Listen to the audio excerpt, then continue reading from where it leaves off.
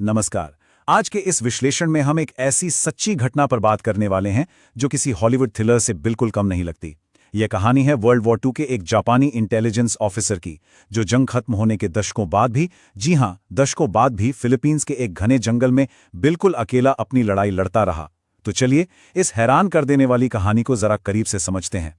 सबसे पहले जरा इस वक्त की कल्पना कीजिए। साल था 1974।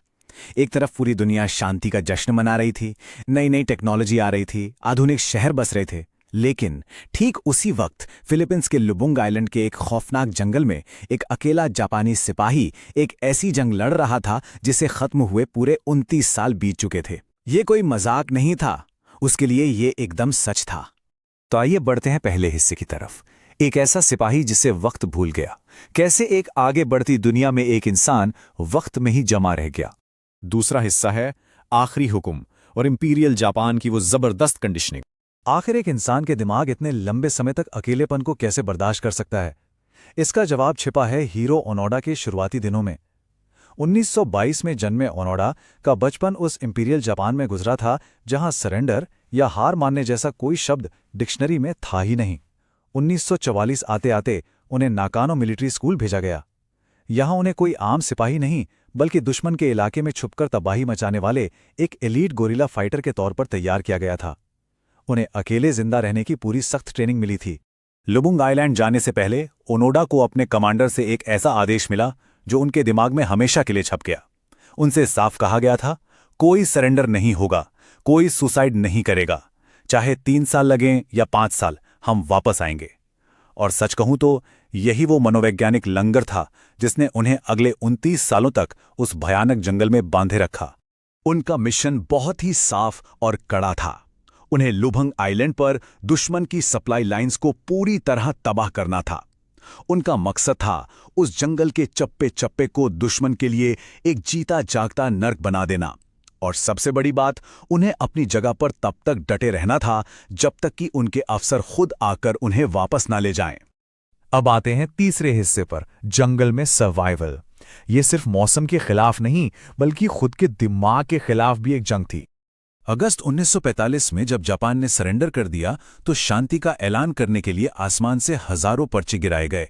लेकिन ओनोडा की ट्रेनिंग इतनी पक्की थी कि उन्हें लगा ये सब दुश्मन की कोई चाल है। उसके बाद वो और उनके आदमी जंगल में बिल्कुल भूतों की तरह जीने लगे।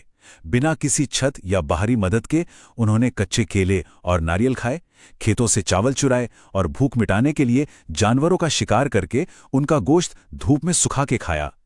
सर्वाइवल का ये एक बिल्कुल चरम रूप था। जैसे जैसे साल बीते उनका छोटा सा ग्रुप और भी छोटा होता गया।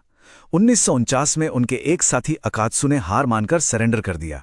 फिर 1954 में शिमादा एक पुलिस एनकाउंटर में मारा गया और 1972 आते आते उनके आखिरी साथी कोजुका ने भी जान गंवा दी। 1974 तक ओनोडा का अकेलापन अपनी चरम सीमा पर था। अब वो उस भुलाए जा चुके युद्ध के इकलौते सर्वाइवर बचे थे। लेकिन ध्यान देने वाली बात यह है कि इस अटूट वफादारी की एक बहुत ही भारी कीमत चुकानी पड़ी। उन 29 सालों में ओनोडा ने लगातार स्थानीय पुलिस और गांव वालों को दुश्मन समझकर उन पर हमले किए। इन हमलों से 30 से ज्यादा लोगों की जान गई और 100 से ज्यादा लोग घायल हुए। ये वाकई एक बेहद दुखद मानवीय त्रासदी थी। चलिए अब चौथे हिस्से पर नजर डालते हैं, तलाश और खोज।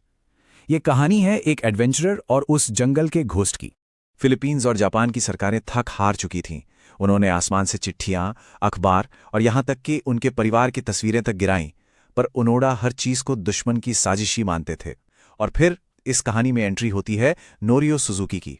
ये 24 साल का एक जापानी लड़का था जिसकी जिंदगी के 3 बड़े अजीब से लक्ष्य थे। एक जंगली पांडा देखना, मशहूर यति को खोजना और तीसरा हीरो ओनोडा को ढूंढना।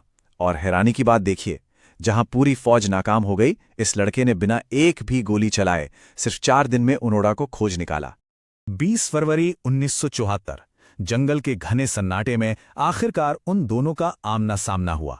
शुरू में तो ओनोडा लगभग गोली चलाने ही वाले थे, लेकिन सुजुकी ने जापानी भाषा में चिल्लाकर उनका नाम पुकारा और उन्हें समझाया कि सम्राट और पूरा जापान उनके लिए वाकई परेशान है। 5वां हिस्सा, आखिरी सरेंडर, उन 29 साल पुरानी जंजीरों का टूटना। इतना सब होने के बाद भी देखिए दिमाग की प्रोग्रामिंग कितनी तगड़ी होती है। ओनोडा ने हथियार डालने से साफ इनकार कर दिया।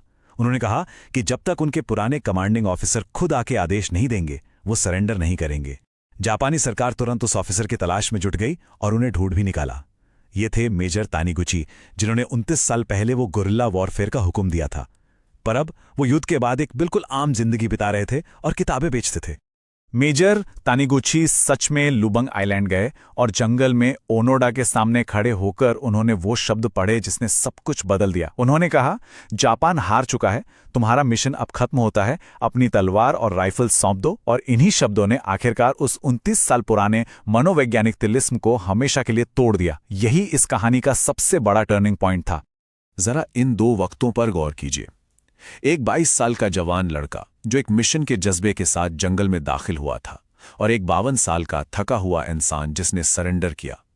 ये तस्वीर साफ दिखाती है कि कैसे एक इंसान ने अपनी जिंदगी का सबसे बेहतरीन समय और अपनी पूरी जवानी एक ऐसी वास्तविकता के लिए कुर्बान कर दी जो असल में अब वजूद में ही नहीं थी।